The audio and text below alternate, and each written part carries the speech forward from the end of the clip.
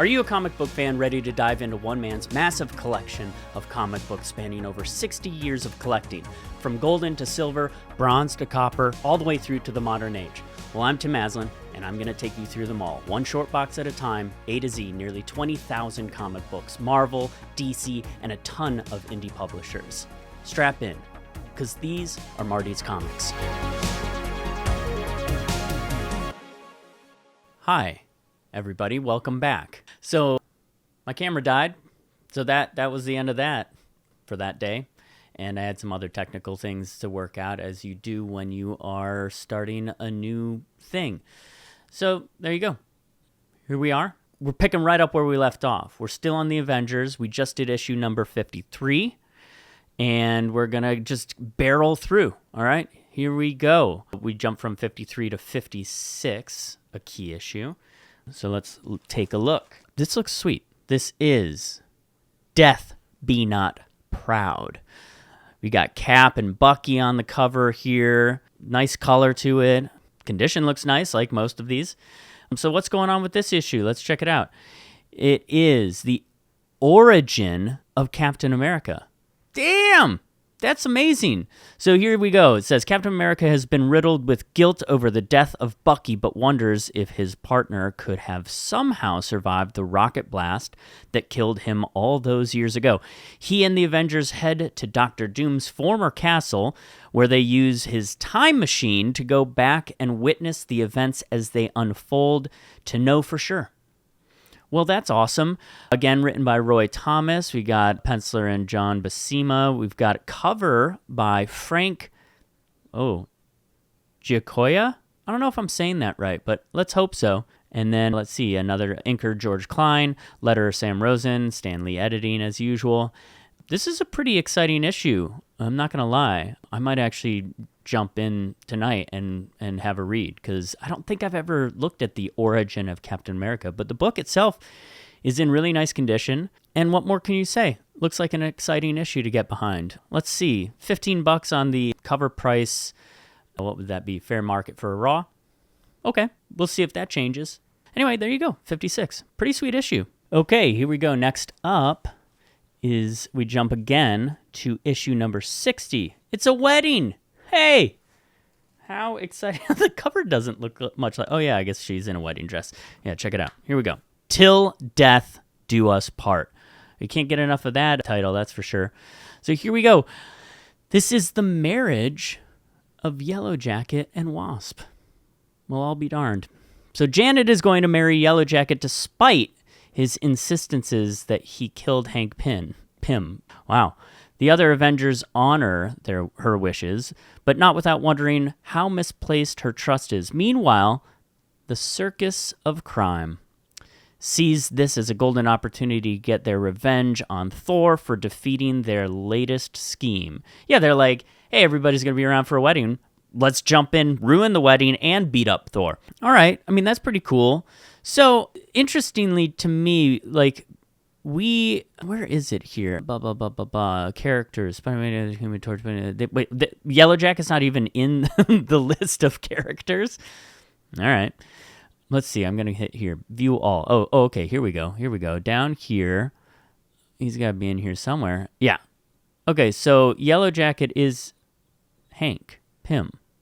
I'm a little confused. Maybe I should brush up on this description here. Despite his insistences that he killed Hank Pym. I don't know. Maybe I should do some research. I'm not going to.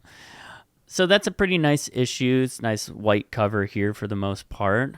We got Janet in a wedding dress and Yellow Jacket being mad, which seems like pretty much his MO a lot of the time. But anyway, cool issue. Let's move on. Next up, we've got issue number 61. It's a debut. But maybe not a debut of something that's super exciting. It's just the debut of the Quinjet. Pretty iconic, not going to lie. I don't know if they make a big deal out of it in this issue, but let's see what's going on in this one. Number 61, continuing a story begun in Doctor Strange Volume 1, number 178, which I don't think we have.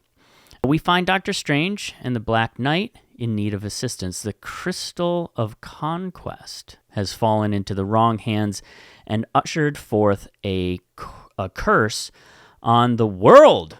Wow. If the crystal isn't recovered soon, Surtur, and Ymir will destroy the world. I'm sorry, can't say that word or name. My bad. But good looking cover. We got Black Panther on the cover, Hawkeye, a Black Knight, Doctor Strange. That's a cool looking Doctor Strange. A Vision. Yeah, that's a nice one. Not much more to say about it. It says it's worth $12 raw. Yeah, I mean, if you're like really into the Quinjet, maybe you want to pick this one up. Who knows? After that, I mean, dude, this is a little bit wild to me. So this whole section here, I'll scroll up. All of these are keys. They're minor keys. I mean, there's a major coming up, but man, there's like one issue in this run of whatever that is, 15 or something like that, that's not a key issue. So just goes to show you this collection is wild. Let's go to 62. We're going to just cruise through these. Oh, Avengers 62, first appearance of M'Baku, the man-ape. Interestingly enough, fun side note here, Winston Duke, who played M'Baku, and I went to the same high school in Rochester, New York, which is crazy. I mean, he's way younger than me, but like there's a bunch of people, like really weird. Like this tiny little whatever town called Brighton in Rochester, New York, has produced a bunch of now famous people. I'm not one of them, but hey, who knows? One day maybe, right? Like, not that she grew up there, but Kristen Wiig went to our high school at one point. Jenna Marbles went there. This magician who I knew who like consulted on like all the magic in movies. Like if it's like actual like magicians doing magic, I don't mean real magic. Well, it is real, but I mean like the movie Now You See Me, that kind of magic. Anything that's like what a magician in our real world will do. The guy I sang with very briefly in a group, David Kwong, also went there. It's crazy. So, a bunch of weird people. Also, I think Shirley Jackson at one point lived in our town way back when. Who knows? Anyway, weird. It's a random place. Rochester, New York is like northwestern New York State. It's between Syracuse and Buffalo. It's like, seems weird to me that a bunch of people sprung out of there, but they did. Also, Abby Wambach, the soccer player, she was like a year or so younger than me. We played soccer against her there. Crazy as kids. Anyway, little fun tangent, I guess. Maybe not. For you, maybe not, but for me, it was really exciting to go back down that path of people who succeeded. Okay, so anyway, here we go. Avengers 62. Let's see what's happening in this one. The Avengers return from their battle with Asgardian gods, only to stop in Wakanda, as you do, to rest and heal. They are soon drugged and captured by M'Baku, second in command to T'Challa and the newly empowered man-ape. All right, well, that's interesting. I mean, didn't we just see the issue where Black Panther becomes part of the Avengers, like pretty recently? So they're all just getting to know each other. I'm sure it works out fine. No big deal. The title of this issue is The Monarch and the Man-Ape. So, cool. There you go. M'Baku, right there. Winston Duke. Next issue, we are going to 63. Oh, so here we are. Now, 63 is important because this is the first appearance of Goliath, but Clint Barton Goliath, which I vaguely remember reading at some point, that version of him. I don't know how long that lasted, but I mean, honestly, maybe in Endgame, the fact that they had Clint take the trial run from Scott to get the baseball glove to see if the time travel, time jumping, time heist, a quantum machine works. Maybe it was a little nod to this, That might be a stretch, but hey, you never know. Somebody in there read all these books. So who we got? Let's see. No description. Okay, fair enough. What are you going to do? I think the cover says it all. Again, corners look quite nice on this, and color as usual. It's really nice. Okay, that's about it for that one, I guess. Next up, issue number 64, Like a Death Ray from the Sky. All right, so let's go and see what's up with this one. 64 key issue first appearance of Barney Barton. I'm going to go out on a limb and say that that's Clint's son. Should I look this up? I don't really want to. I'm sure we all have Google. So, first appearance of Barney. That's cool. No description. No big deal. Good one. Here. We're still, Roy Thomas is writing all these, if you're wondering. I forgot to mention on the last couple who the colorist and the inker and cover art and all that is from. Let's see. We got Gene Colan. Let's say it's Colan. Why not? We got the cover by George Klein. We've got just those guys. Roy Thomas, George, and Gene. And then our letter is Sam Rosen and editor Stan Lee, as expected, and probably is for all of these. I don't see why not. All right, so next up, we've got 65. Nice, red, vibrant colors. Looking good. It's called We Got an Origin of Hawkeye. I got to be honest with you. I don't think I have any idea what Hawkeye's origin is. I don't think I've ever come across that. He's just good at stuff. So let's read it. It says, Egghead hires the swordsman to get his revenge on Hank Pym. He sends the swordsman to bring back Goliath, unaware of the recent roster changes on the Avengers. Swordsman still has the equipment needed to enter Avengers Mansion, but that still won't make it an easy mission. Okay. As some of you remember, Swordsman was in the Hawkeye series, so we're continuing that trend of pulling characters that had something to do with each other in the comic books and putting them in the shows and movies. What a novel idea. Again, Roy Thomas, Gene Colan, Frank Giacoia. Giacoia. We're going to go with that. Sam Granger, inker, Sam Rosen, letterer, Stan Lee. Next up, we've got issue number 66. Man, just think, we're going to go through 400 of these? Not quite. I feel like the keys spread out a little bit. Oh yeah, there's some big sections that are not that important, if you will. Not that they're not important, I'm just saying. They're not key issues. They're not what collectors are going after. The cool thing is, obviously, that if you are interested in buying this stuff to read, or just to have, you would be buying almost a full run from, like, issue 23 to, like, oh, wow. I mean, it's pretty consistent. There's almost no gaps all the way up to 400. I mean, the last 10, let's say. So 389. You'd be getting 23 to 389 with, some issues missing here and there. But I probably have some of the major keys set aside in storage for, like, grading. So they're not off the table. If somebody wanted to come along and make an offer about that kind of stuff, I mean, I'm fine with that. For example, I know, like, the first appearance of Vision is not in this particular collection, but I do have it. So stuff like that, I think, is on the table. I mean, it is on the table, but I definitely want to get those graded because they're really cool books and they're major keys, and, like, why wouldn't you want to grade them? Unless it just doesn't make sense to, which I'm sort of finding out that there are certain ones that, like, especially if the condition isn't great. Like, if the condition is down at, like, a 5 or a 6 or lower, you kind of look at, like, what the value would be raw at that grade versus what would be slabbed at that grade. And, like, if the difference isn't that much, like, why spend the money on getting it graded? Like, I just think that that's silly.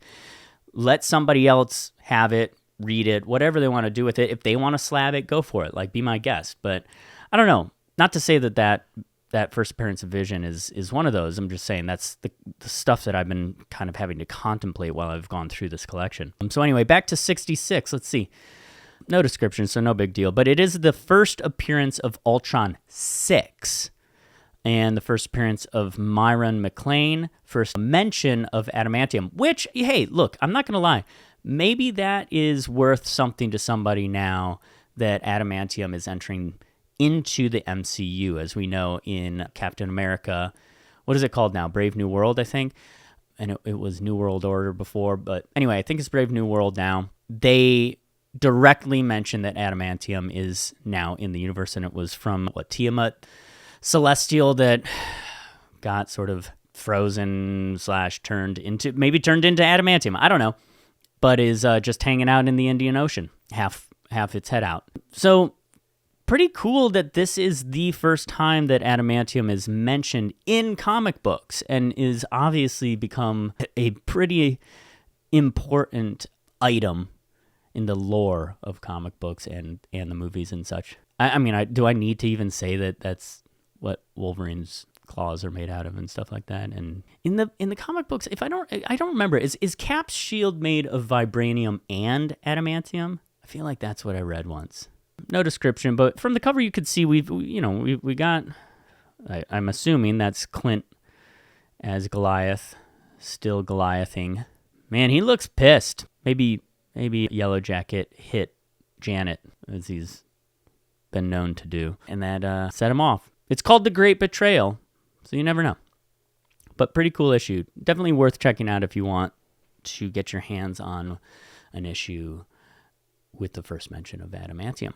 Next issue, number 67, first cover appearance of Ultron. No joke. That's no joke there. He looks upset. He's saying, "Die, Avengers, die." Or as I read it once when I was a kid, I saw a magazine that said, "Die, Kennedys," and had a picture of the Kennedys on it. I was like, wow, damn, that's aggressive. Like, yikes. And then I realized that I was in a house that was owned by a German family. So die in German is really D-I-E, and it just means the. So my mistake. Then I learned German. It didn't help me in life, unfortunately. Not a lot of applications for German that I've found, but oh well. So this is 67, first appearance of Ultron. Looks awesome. These are all in really remarkable condition. Colors popping. Roy's still writing. All the usual suspects down here still creating. I don't know if we're going to revisit Ultron at all. I do wonder, actually, though, with Tony Stark / Doom, whatever's going to go on with that, with RDJ playing Doom, we're probably going to get some version of Doom bots. I don't know. We'll see. I don't want to speculate too much about what they're going to do. It could be all sorts of stuff. There's enough of that online right now. Like, I have thoughts of how cool certain pathways could be, of like things that they could do, but like at the end of the day, like, can we just wait to judge the decision on casting him? I mean, he's like 60 years old. I have a feeling they're going to do 2 movies with him, with RDJ Doom, and that's going to end with him dying in Secret Wars, reset the entire MCU, carry over a handful of characters, obviously newer ones like the Fantastic Four, and reset the whole thing. I mean, that's literally what happens at the end of Secret Wars. Like, especially what was it, 2015? Spoiler alert, they defeat Doom and the Beyonders and all that. Reed and Franklin Richards rebuild all of the multiverse, one universe at a time. That's what happens at the end. So, like, if you're gonna do that, I kind of don't see why you don't use that as, Marvel, for resetting in a way that actually is still in the continuity of the MCU. Restart it. Introduce the X-Men. Introduce a bunch of characters that are going to survive the fight. Kill off the ones that whose contracts are up. Like, I don't know who that would be, but like that gives you all an opportunity to reset. And it's been what? It's been 20 some odd years of this iteration of Marvel movies. I think it makes sense to start kind of over again, especially with bringing the mutants in and having the next phase or saga, series of phases, be the mutant saga. Like, it just seems kind of like a no-brainer to me, and in which case I think RDJ dies, and I think you get to reset, and maybe you do it in a way where everybody loses their memory. I don't care. Reset, singular universe for a little while. Don't get into multiversal stuff. Introduce a new Doom. I don't know. Just seems like it makes sense to me. But that's just me. So anyway, This one's nice. 67. Oh, I'm skipping this one. 68 is not a key. Here it is, though. There you go. 69, on the other hand, is a key. So, why is 69 a key issue? Let's see. First appearance of the Grandmaster. Oh, all right. We remember him, right? First cameo team appearance of the Squadron Sinister. All right. Don't remember much about them. It's called Let the Game Begin. Let the game begin. And, all the same creators here for the most part. Sort of got a little bit of a rotation going through, but Roy Thomas still writing all of them. Yeah, looks good. It's cool. Again, colors are nice, vibrant. No fading, really. Yeah, looks good. Moving on to number 70. Nice, bright, white background here. I will say, I love... So they've dropped the Mighty here. This is was the Mighty on all of these? Oh, no. So they were the Avengers for quite a while. Looks like Avengers. And then we got to issue 62, and they started having the Mighty on there, as you can see right here.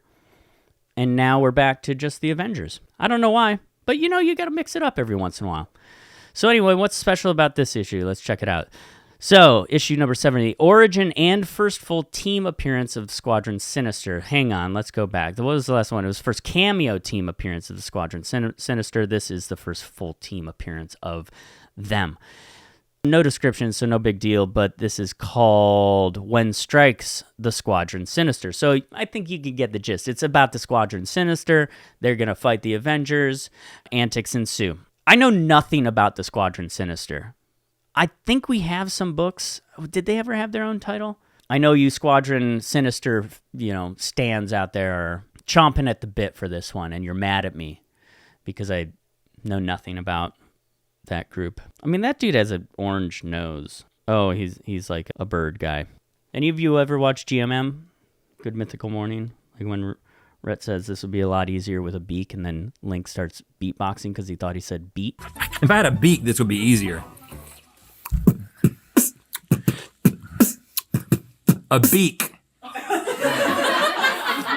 Classic moment. So here we go. All right, this is our first major key.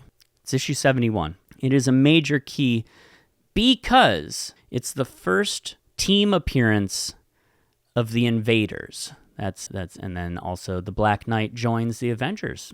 That's exciting. Kind of curious if they're going to bring Kit Harington back as the Black Knight at all. It's not looking great though, which is kind of a bummer. But here we go. So that's it. That's all the information I have. Although as a raw book, it's saying it's worth about $48.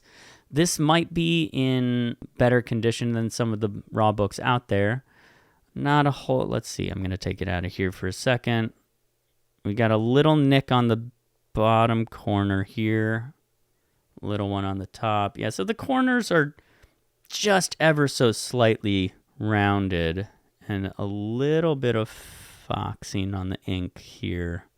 So I'll put it back. I'll show you. So right along here, you've got a little foxing. Oh, well, so I don't know what that knocks it down to. Maybe what do I know? I'm going to guess. 8. It's an 8. No clue. I will, at some point, get a better clue. But there you go. First major key. That's cool. Very exciting. Take a final gander at the final battle. You got Johnny Storm in there. Unless that's him, right? Not the original Human Torch, Namor. Oh, maybe it is the original Human Torch. I don't remember. We'll get to the Invaders at some point, because I know we have some of those. So hang in there. Let's move on. And move on we will, but not until next time. Thanks for hanging out. We'll see you then. All right. Bye.